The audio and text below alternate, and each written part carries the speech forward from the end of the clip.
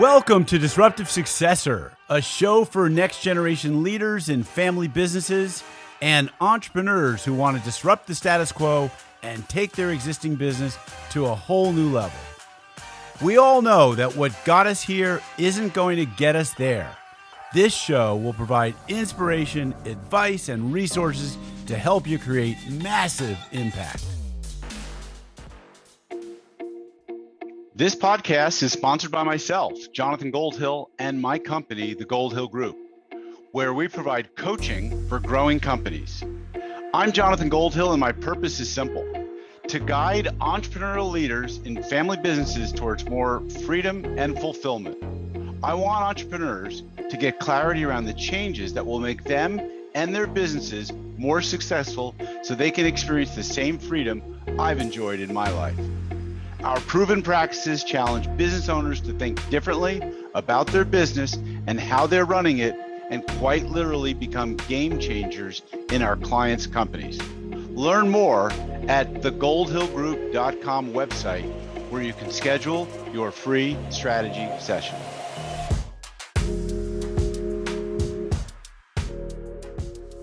Hi, it's Jonathan Goldhill, and welcome back to another episode of the Disruptive Successor Show.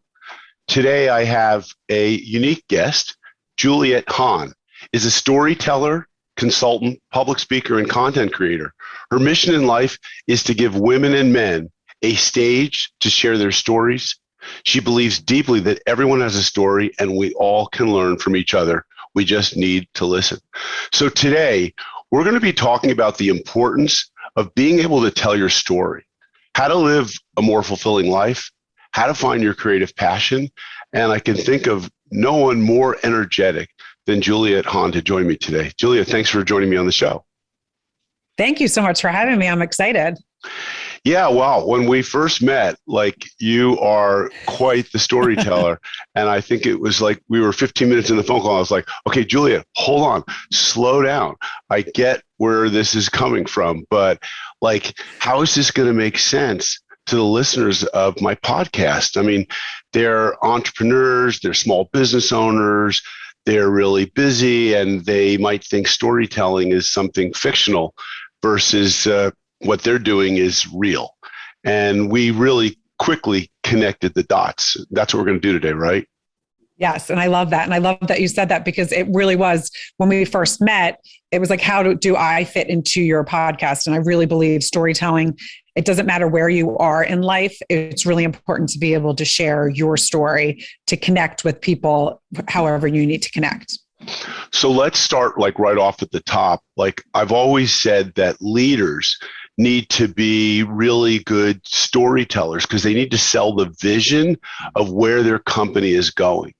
And some leaders really struggle because they're not really strong leaders. They're more small business owners that are small business minded, but they struggle to tell the story of where is this business going? What's the vision, folks? And they have difficulty creating followership. So I really want to get into that. And I know that you'll be keen to address it, but let's start with what your story is. Tell us so the listeners understand where you're coming from. What was your background? You had a corporate background, maybe educational background. Where are you coming from? And tell us a little about what you are doing today. Yeah, no, great. Thank you. So I think what I shared with you before, and I remember your ears kind of perked up. And so I am dyslexic. So school was always very hard. I grew up in a town that pretty much everyone was really good at everything. It was a wealthy town, great. I had a great upbringing, but very quickly, I remember in third grade, I kind of looked around. I was like, wait a second, I definitely learned different than my friends do. However, I was a fantastic athlete. So that's really what I played upon. But growing up and seeing other people, like school not being that hard, and you realizing, okay, I have to go out and get small group instruction with reading, and everyone else is going to gifted and talented, that for a small child is something that you have to work through. And my parents really did a great job with that. I really look at my dyslexia now as my superpower because I just think different. So I'm not just the run-of-the-mill person. I always have bigger pictures.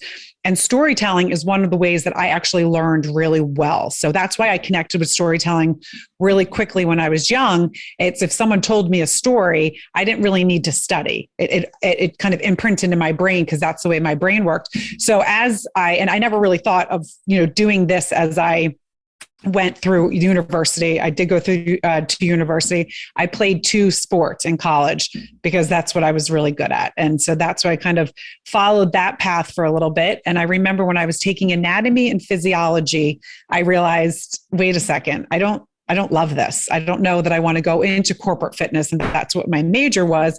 So I quickly pivoted and I went into radio, television, film, communications. And that is where I realized, okay, this is something amazing. Now, funny enough, I went into the advertising sales part of it because I never really saw myself as creative in the sense that even though I loved stories and listening to stories, and I do find that to be a creative outlet. Not everyone does, but I truly do, especially if you really form that art and know how you're doing it.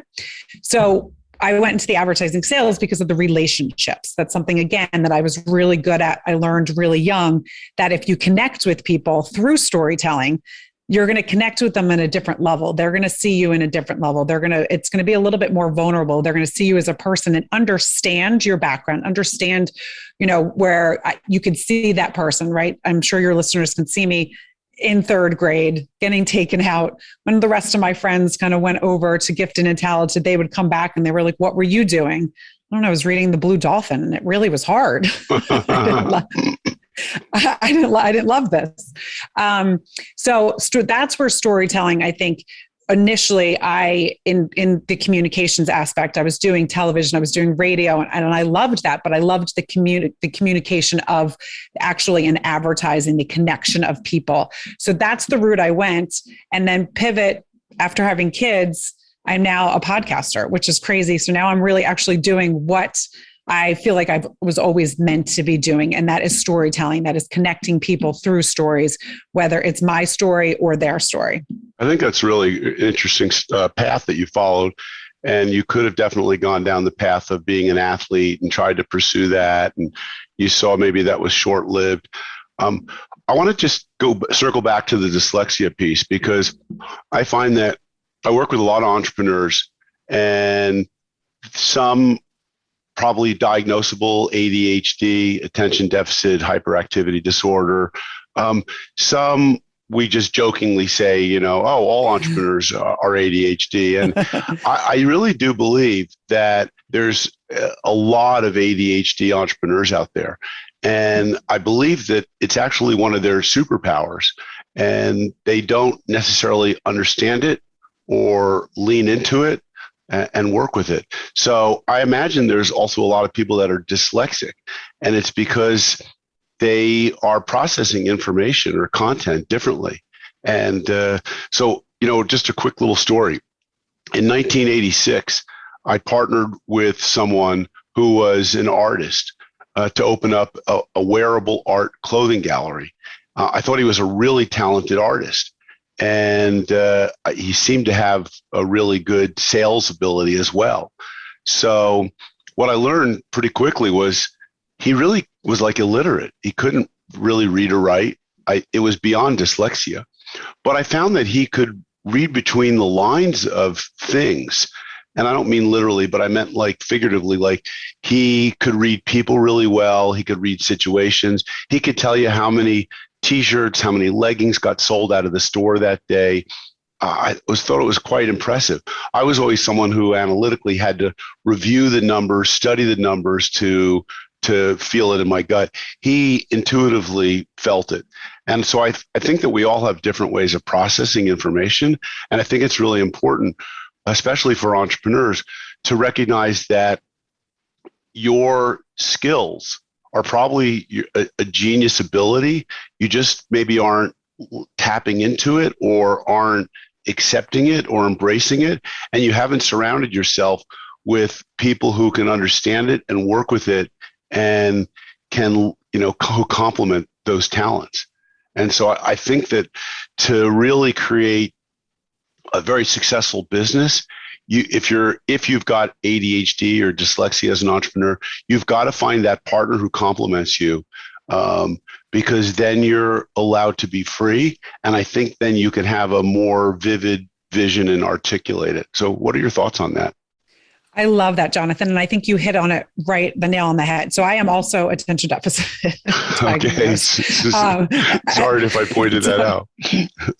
No, I think when we met, you were like, wow, okay, Yeah. maybe a little attention deficit there, Right. because I am full on. And now I have learned how to harness. So I know when I tell a story, I know, okay, I don't want to go all around in circles or go from left to right, because I know how to tell a story to a bunch of different brains, but that's something Right. that I've learned. Right. So you have to learn that too, because people, like I have someone close in my life who's ADHD.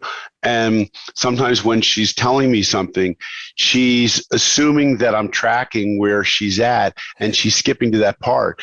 And I am oftentimes tracking where she's at, but I'm trying to pull her back so that when she's telling other people a story, she's connecting with their brains as well.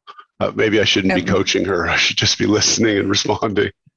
But it is important, because I remember when I first started podcasting, that was the first thing my husband said. He's like, you tell a great story, but not everyone always can follow it. So just make sure when you're going into it, right, you have a little thought. But even though I don't prepare when I do my podcast, I do a little bit, but when I tell a story, I've just gotten really, good at it from practice. Mm-hmm. So touching, and a lot of times, someone with dyslexia, they're going to have, their brain's going to work a little bit. There's, a touch of ADHD, as you said. We really, especially in this day and age, everyone has a slightly ADHD. Yep. It's when it gets in your way when it's holding you back is when it becomes a negative. And I think that's a really important thing, because, when I was in school, I was able to read and write. I had, my dyslexia wasn't, maybe there's different variables. Obviously it wasn't maybe as obviously harmful as that gentleman that started his own business. However, he learned how to work in that world, right? And as you said, it's so important to be able to know what your strengths are and what your weaknesses are and where you need to fill in. And especially for an entrepreneur or someone that's running their own family business, you could be really good as the person that, goes out and meets the customer, right? You could be really great at marketing, but you may be really bad at the paperwork and the finances. Yep. And your company is not going to go anywhere unless you get that help. And a lot of times people will say, but I'm not bringing in the money to be able to do that. However, they don't realize that they outsource that one aspect, it's going to help their company grow and grow the business if everyone kind of has their own role. Totally agree. If I could just share, like, one of my silver bullet coaching tools is, if you were to buy back your time so you could do the things that you're really excellent and genius at, like, what could you make additional, time, money, connections, relationships, what could you generate by buying back that time and distributing those things that you're not so competent or are competent at but don't really like, and had someone else do it because they really enjoy it. So really powerful, super powerful. And it's true. And I think when you are someone that has struggled in certain aspects, like school for me, it was very apparent what my strengths and what my weaknesses were. So when I went into the world, and I worked in advertising in New York City, and then I became an entrepreneur. Once my children had grown, I was able to stay home with my kids. But there was very quickly, I realized, okay, I need to go back. And this is what I think is really important. And this is kind of ties in with the whole storytelling.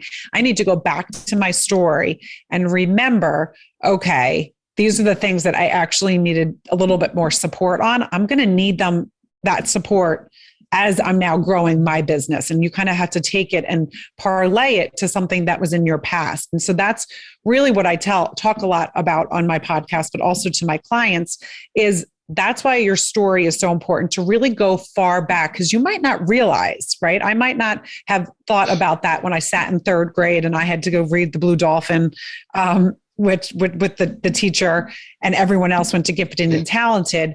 That definitely molded me in a way, right? And it could have taken my confidence down, Or what it did to me, though, is made me work harder because I did have the support, and also the way I was born, the way my brain, I was like, okay, this is hard. I'm going to work harder because that was my personality. So I think that's where sometimes it's important to go back into your past and really think about different things that maybe you got a ping in your stomach, right? And you don't really sometimes want to think about it, but that's where like the vulnerability comes in. And as an entrepreneur or a small business owner, the vulnerability is what's also, as you're sharing your story and you have the support behind you, right? So if you're not good in finances, you have that, but you're going out there really sharing that story. You're going to connect with people on a different level because they're connecting with your story. They can picture it. They can see it. It's almost like they can feel it as you get better and better telling your story. Well, I know that when I wrote my book, Disruptive Successor, that I had to go back into my story and identify, like, why am I writing this book and what's my story? And I had to tell my story in the book. And it really got me to reconnect and actually be a student of going back and researching my family's business and the history, because we had a multi-generational business with a few thousand employees, and it was based out of New York and Philadelphia. And I thought, this is really an amazing story. I was really fortunate to find someone had written a very long history piece on my family's business, because they were in a landmark building in Philadelphia and in a community that was economically disenfranchised and really needed a lot of economic development. And so it was interesting because I spent 10 years in the career of economic development, helping people in disenfranchised communities. And I circled back to family business, which was a real interest of mine when I went to graduate school, was entrepreneurship and family business, because my family had a family business and I didn't get to be that disruptive successor because it was already sold when it got to the fourth generation. And there wasn't really a disruptive successor in the third generation. And what I mean was, there wasn't a family member who was going to be a driving champion, who was going to disrupt things enough so that they could move their manufacturing to overseas. They could carry on the legacy that my grandfather and his brothers had built. And so I think it's all really interesting. As I'm listening to you, I'm thinking, well, that's a really good story, John, but that's a lot of like outside circumstantial stuff. Like, what was going on in your gut as you were a kid growing up? What were your insecurities and vulnerabilities? And so I think it's really important for us to be able to tap into those as well, because people are moved and will follow you when they feel like they connect with your story. And I think people connect with your story best when it really comes from like your heart or your gut. Am I right? I mean, it sounds like you've really tapped into yours. So help me out here. Yeah, no, it's really true. And the thing that I love that you said, and this is what I think is so special, and I totally connected with that little piece of your story that you told there. And it didn't even have to be long, but I grew up outside of Philadelphia. So when you said that, I was like, oh, wait, I can't wait to talk to Jonathan later about that and learn more about his background, read his book, because of that little piece. And that little piece could interest someone that you don't even realize. And that's what's so important about tapping into far, back to the stories. And how special is it that you, because of your background, have now brought the family business that has, dissolved back to the forefront where people can learn about it. And so it's, again, bringing it back out. And there's a whole history there. And so that's something that you were passionate about, obviously. You wanted to learn a little bit about it, which is really, really cool, because that's going to connect with people on so many different levels. Super. So I can't underemphasize or overemphasize. I can't emphasize enough the importance of storytelling and how too few leaders do it, and more leaders need to do it and do it well. So the question I have for you is, how do they tap into their story better? Do you have some suggestions for them? I do. I mean, the more you practice it, the more you're going to master it. if that makes sense. I mean, Yeah, just like of course. everything else. And sometimes it's annoying to hear, right? People are like, more something for me to practice. However, as I've been podcasting now since 2019, I have to say there's been pieces that all of a sudden it has clicked as I'm telling my story, or I'm interviewing someone, or I'm on someone else's podcast, that I've connected with my story, that now I add in, because it always builds, right? You're going to have these different visualizations sometimes, that as you're talking to other people, that you're like, you know what? I remember when that happened to me when I was little, and then something kind of comes off of that as well. So I really think what is really important is to find that time. And again, I want to see your reaction to this, but I feel that daydreaming is really important. And when I say daydreaming, it's not like, right. Your listeners are like, oh, the attention deficit lady's telling me to daydream. Aren't we not supposed to do that? No, I think it's a great suggestion, actually. I think there seems to me there's been movies I've seen where people are like lying in some kind of a bubble, and they get themselves out of that bubble, or they go into an altered state from getting into a sensory deprivation tank or something. But and I for years I've talked about going to your CEO cave, or maybe that's going rock climbing or mountain climbing through the and getting away. So important to daydream, but even just daydreaming at your desk, maybe even closing the door for 20 minutes if you're in a corporate office type situation, and just say like, do not disturb, like it's thinking time, meditation time, super important. Right. And so, and it's also really important to find out when you do that best. So for instance, I do not do meditation the traditional way. And I don't even know if there's really a traditional way, but if we think about all the leaders and all the things that have come out, you meditate for, headspace and all these things where you need to clear your mind. I have tried that. My attention deficit dyslexia brain does not work that way. I cannot sit. If I sit in silence, I am thinking about my to-do list, everything that I need to do. It actually stresses me out, and it's not the way I work. Interesting. Because if you were my client, and I don't do a lot of life coaching, but I would coach you from the place of my experience is that I love meditating, and I think that my life is a meditation, but I've done it a lot in my life, and mostly through yoga these days. But I would say have a yellow pad and keep writing stuff down until you clear your brain, and then keep writing stuff down, and eventually your brain will clear and you'll get to that place. So I don't know. No, but so for a dyslexic person, writing things down stresses me out terribly because I can't spell. So Dictate it into a phone. Well, so that's what I want to say to you. That's what I do, but I do it when I'm walking my dogs. Okay. I need to move. I need to be out in nature for me to actually get to my meditative state. So that's also what I want your listeners to to get out of that, is not everyone meditates the same way. You don't need to be sitting there going, and there's nothing wrong with that. I have plenty of friends, clients that do that, but that's not for me. And so I need to tap into what's best for me. And I've gotten really good at that, from that third grade desk, knowing, okay, this is how I learn. This is what is best for me. So I take my dogs, 2 boxers. I take them every day for a walk. Sometimes I'll catch up with a friend. Sometimes I'll listen to music. Sometimes I'll listen to podcasts, books.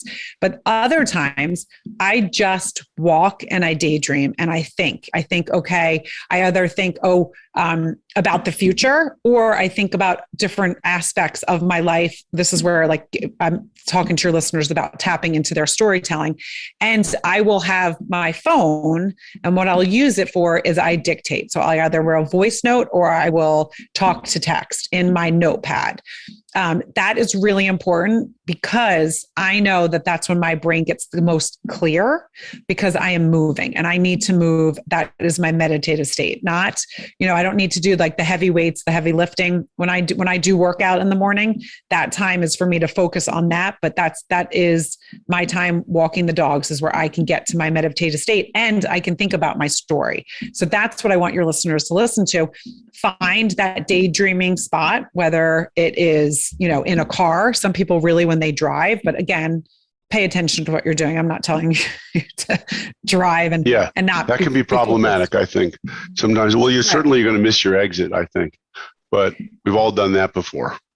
Exactly. But so find that spot where it is like a comfortable, as you said, maybe in your office where you're just closing the door. And again, there is a negative connotation to daydreaming, right? So the kid that was daydreaming, their head was always in the cloud, but that kid is creating, and daydreaming is positive. If you want to put a different word to it, you can put a different word to it if you don't like the word daydream. But it is really important for you to find that time where you let your brain go and wander and think about your story or think about how you want your life to be. And when you're doing that, you're coming up with these different tools. I think that's great. I'm going to go off the rails here for a moment. Okay. So I was watching Netflix last night, and I watched 2 movies because I'm a little under the weather, if you can hear from my voice. So two movies. One was a documentary, by the way, about a guy who wants to kayak the 4 most challenging rivers in the world. They come off the mountain in Tibet. It was pretty crazy. But the second one was equally as crazy. It was called Fantastic Fungi. And it's a film about the importance of mushrooms in our entire ecology. And it starts off a very sober kind of approach to the role that mushrooms play in our environment and the power that mushrooms can bring. And then later, deeper into the movie, once it's already caught you, it starts to talk about magic mushrooms. Of course, we knew it was going to go there. And what I was and I think it's really interesting because I think for people who really have difficult time storytelling, that I do think there'll be a time when psychedelic mushrooms will become legal and will be therapeutically used, maybe in very small doses, to help people create more vivid visions and to break out of problems, whether it's challenges with staying sober or what have you. But this particular mycologist, who was the featured person in the film, the researcher, quite an interesting character. He was a lifelong stutterer until he climbed a tree and this was his first time doing magic mushrooms, and he didn't know how to dose properly. And so he ate this entire bag, and basically he was tripping his brains out up in the top of a tree when a storm came. And he just started repeating some mantra that came to him in the storm. And when he finished that entire trip, I'll call it, his stuttering went away permanently. How crazy. This was pretty amazing because this is a middle-aged guy whose stuttering went away, and it was a lifelong problem. And so I do believe that there are many pathways to get to that place where we are able to vision. I like your approach. The soft and gentle way is a start and practice. Like I used to quote Tony Robbins, fake it until you can make it. But sometimes it's really difficult to make it. And you might need to do some life altering or altered states of consciousness types of things. And there's things that you can do, obviously, that are non-psychotropic, right? You could go into like a sensory deprivation chamber tank, which might stimulate some of those same type of experiences. But super important to get in touch with what our vision is so that we can create more passion in our lives and get other people to follow us in that passion. So thanks for letting me go off the rails there. No, I love that. And I'm going to check those out because that's really cool. And I think one of the things that you touched on, which again is really important, is when I was saying the practice. So get your tape recorder or get your phone. We all have, recorders, or you have the notes, and either type it if you're better at typing. Like if I type something out that's in my brain, it's like 4 sentences. It's terrible. I have to speak it or voice text it, but just practice doing it over and over again. And as you see yourself telling your story, you're going to, it's just going to keep getting perfected and keep growing a little bit. And then as you grow it, then you can kind of take it down, because I obviously didn't tell you everything that has happened in my life. I can do that, but I haven't, there's pieces that I know are important. Just like when you told that little piece about how you went back to, the manufacturing of your family business in Philadelphia. And you told a little piece that connected, right? So it was something that connected with me because I was like, oh, I heard this. I want to know more about that. Yep. And that's exactly when someone else is telling their family business story or their story, their brand story, an entrepreneur story. It's that little piece that you don't know who out there is going to connect and who could be your next client or your next customer. All right. So I have what I think is a good question for you, and I'll attempt to answer it too if you're struggling. But so the question is, who are some of the great storytellers in our lives right now, or people that we know? And the reason I think that this is so important is because I think that one of the techniques to really become great is to model others, is to look for the best practices of the most accomplished people, the people that we admire the most, and to model their behavior. And so, like in your life, who can you think of that was a great storyteller or is a great storyteller, and maybe someone that people knows that they can connect to, or someone you personally know? Right. I mean, my dad is the ultimate storyteller, always has been. He was a Vietnam vet, was wounded, but he was also dyslexic, but they didn't know he was dyslexic back in the day. His brother, Yale, Harvard, sister, same, like brilliant family. And he was the one that it was always like, well, what the hell's wrong with this guy? But he was really good looking and had a great personality. And so really, went through life. So I have to say that, like, for me, it's more of a personal. I'm not someone that looks to expertise all the time.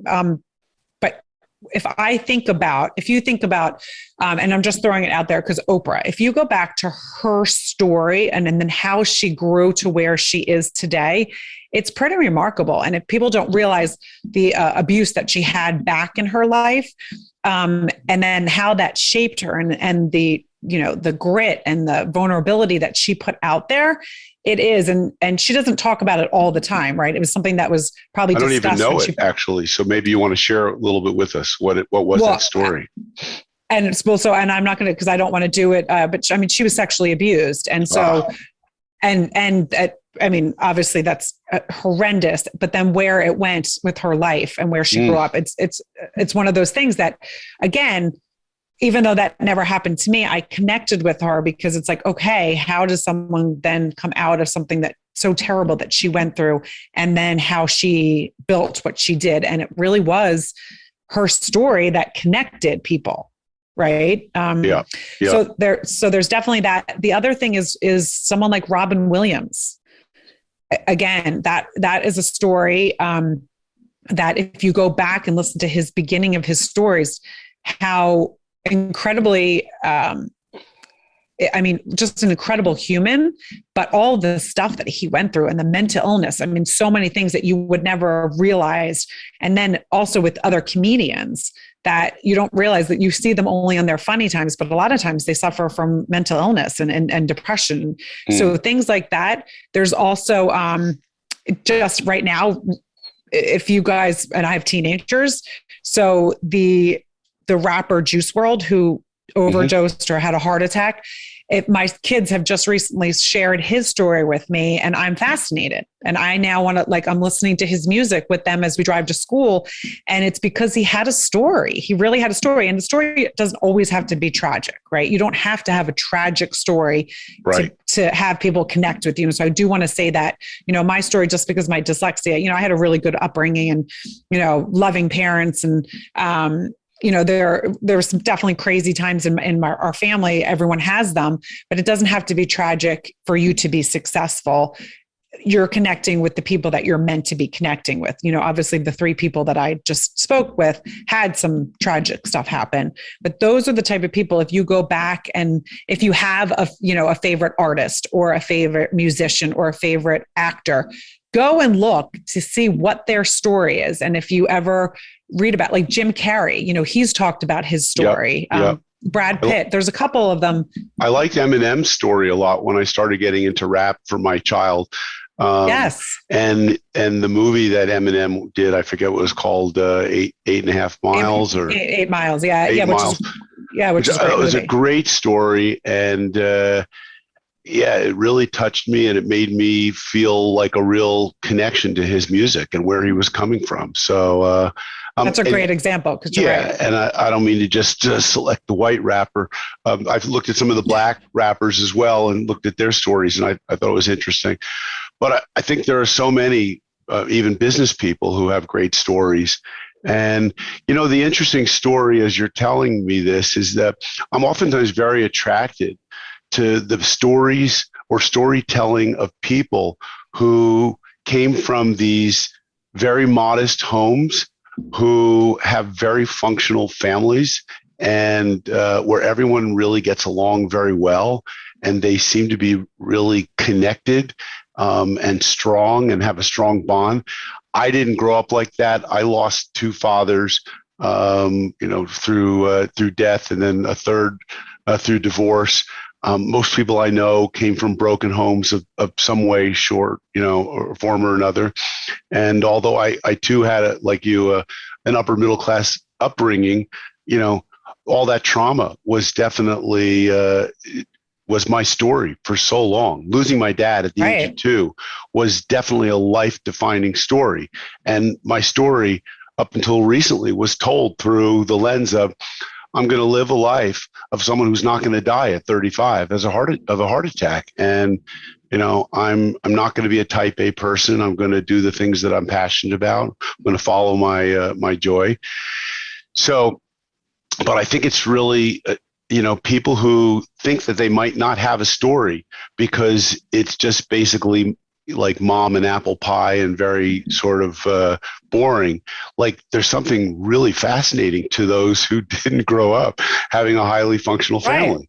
Right. Right. Yeah. Because even though I did, I actually, my parents are divorced, and when I was 12, but it was a very functional divorce, And I think we probably have better relationships with both of my parents that way. But you're right. That's the thing. Everyone does have a story. And I can't say it enough. Even if you think that, oh, my life is boring. A lot of times when I work with women, consulting them, helping them find their passion. And a lot of them, maybe wanted to start a blog or write a book or start a podcast. And they always say, but who would want to listen to me? Who could I help? And I always stop them. And I'm like, are you kidding me? Like, you have to believe in yourself to be able to share your story, but someone is going to connect with you in some way. Even though if you had the most perfect upbringing, you never had any trauma, if you look back, there's going to be something that you think about that maybe defined you, right? That you didn't realize defined you, whether it was an amazing thing, whether you were the valedictorian, but through that, being the valedictorian and you never having to struggle, how hard did you work? Were you type, as you said, like the type A? There's a story behind that, because you were fear of failure, fear of failure. There's so many different things. You just don't realize that story actually could help someone, because you think, oh, it didn't affect me, but it actually really did. And as I love what you said, is that you from your experiences, you realized you were going to live a different life. So you didn't have the same circumstances, and you weren't guaranteed that, but you were going to do the best that you could. And that is such a powerful story. Yeah. Wow. The more we get into this, the more empowering it feels to talk about it. And what I'm experiencing is that I'm becoming more present to myself during this conversation. And we talked on our first phone call about the importance of being present to the people in your path. But I think in order to do that, you need to be present to yourself first. And I think somehow, help me out here, that it's connected, that our brand, our personal brand is connected to all of this in our story. And so I want to talk a little bit with you about that, the importance of being present to yourself, being present to the people in your path, being able to communicate your story, and know that it's part of your brand, and maybe it's your, part of your why is what I always talk about, your purpose. So, Right. what are your thoughts on some of this? Yeah. And I love that you said that. That made me so happy. I literally smiling ear to ear, because it is talking about yourself. Some people get uncomfortable with it at first, but the more that you do and the more that you start thinking about it, you're going to get some of that exciting feeling, like reminiscing and getting that exciting feeling. And so when we had first initially had spoken about being present, and again, I love that you said being present with yourself, because if you're not present with yourself, if you're just going through life, the motions, you wake up, you have your coffee, you go to work, and you're never feeling excited about anything in life, right? You're not laughing a lot. You're not feeling, you're just kind of, this is life. You're not present with yourself. And you're also not being aware of who you are meeting in your path. And I truly do believe, whether it's the God or God or universe, whatever you believe in, that we all do have a purpose and a path. Not all of us find it, and not all of us find it at the same time. But when you are present with yourself and you allow yourself to be open to the people you're meeting, you never know why that person is brought into your life, or how you can help them, or how they can help you, or what the reasoning is that you guys have been connected. And as you said, if you are not present with yourself, you're not going to be present with others. And just, asking questions, talking to people, especially nowadays. I mean, it's so, everything is so crazy and there's so much tension out there. If we all can just kind of, step into someone else's shoes and just, hey, what's your story, right? And learn about people. It's exciting to hear, and it's exciting to hear someone else's story. And when people start talking about their stories, whether you're at a dinner party or standing in line in the grocery store, you feel more connected with that person. And then again, when you're connected with the person, that's where kindness and all these things can happen, because they're actually right in front of you. So that's really interesting. And we won't go into the story that we had when I first connected with you. You can hear me okay, yes? Yes, I can hear you. Perfect, awesome. So, but you and I had one of those kind of epiphany moments where we just kind of connected around something. It was around my girlfriend and her business, and that's not usually brought up for me. So I think that oftentimes you have to tap into your intuition and allow some magic to flow. Maybe there's some thought or feeling or something you want to share with a person, provided it's appropriate, that you bring to the present, because it's like tickling the back of your brain. I think that's great. So is there a balance between storytelling that is kind of, hey, this story's been told so many times, I've heard you tell this story so many times, mom or dad, or, leader of my company, and telling something that feels more like fresh and authentic. So let's talk about just there's a balance there, right? Because if you tell your story, you have to tell it enough so people know it and get a sense of it. But if you tell it too many times, and maybe the same audience is listening too many times, I don't know, that just doesn't sit right with me. What's the balance? Right. I mean, so that's the thing. I mean, if you're talking to the same audience, it really depends why you're telling your story. So if you're growing a business, you should not be telling the same audience your story, right? You should be finding a different audience. And a lot of times, like, I'm going to take it to social media right now. Social media, so many people see your social media. So if you're posting about your story, you're posting the same quote all the time, you're hitting different people. So it is okay to be repetitive in your story. Change it up a little bit, right? Like with a different picture or something like that. But if your story is your story, it's not going to change that much. Maybe you'll add a different detail, or a different detail has come, kind of out of fruition as you continue to tell your story. But if you are telling your story to the same audience all the time, no, you should not do that, because people are not going to listen. Now, if you think about this, if we had this conversation again, or after you put this out on the airwaves and you listen to it, you're going to hear something different each time. Yep. So when people are listening to your story, they're going to pick up something different each time.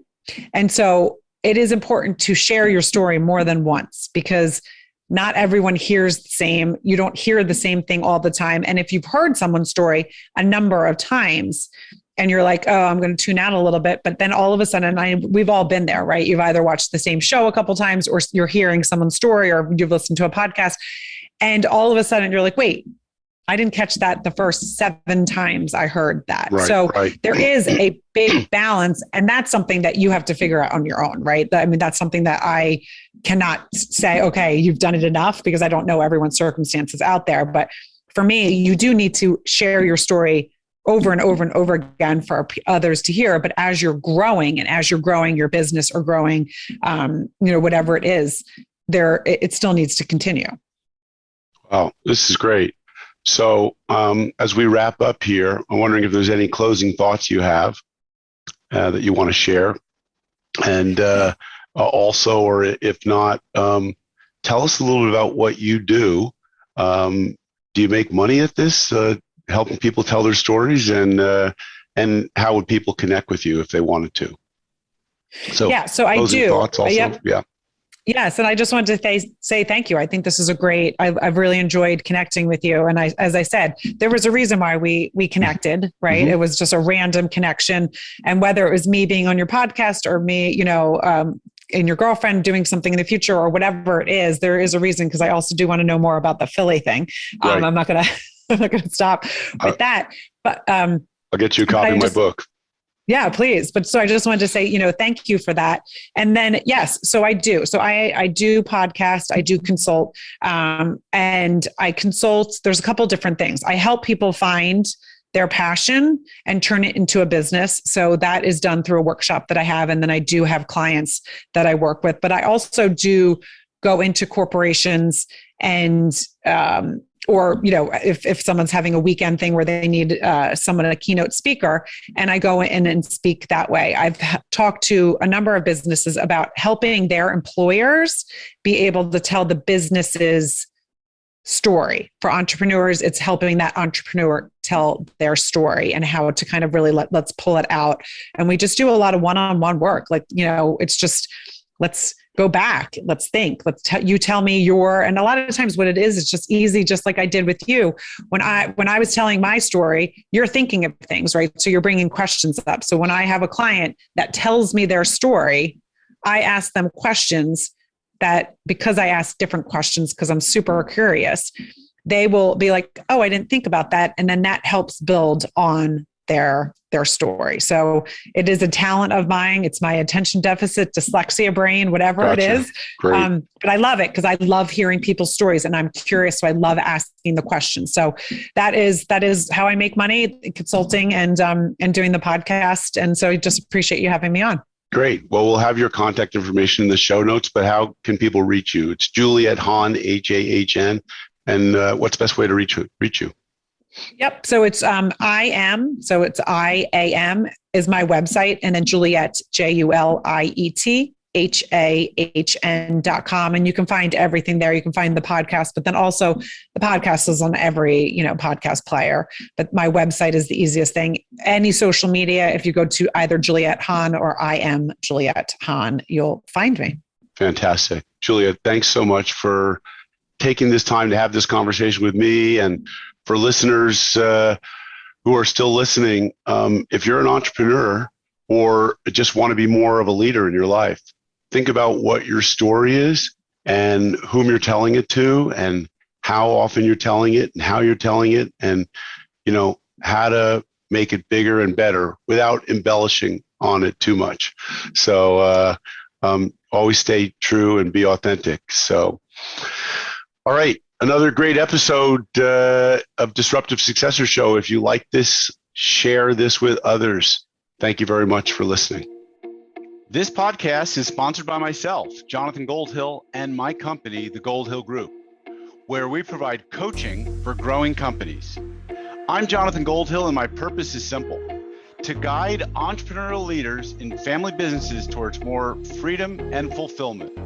I want entrepreneurs to get clarity around the changes that will make them and their businesses more successful so they can experience the same freedom I've enjoyed in my life.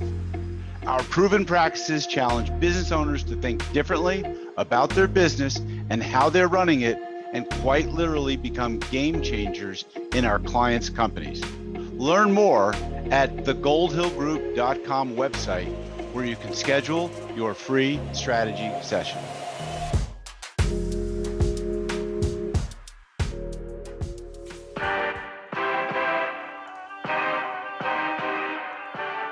Thank you for joining us on the Disruptive Successor podcast. If you enjoyed today's episode, please subscribe, review, and share with a friend who would benefit from the message. If you're interested in picking up a copy of my book, Disruptive Successor, go to disruptivesuccessor.com.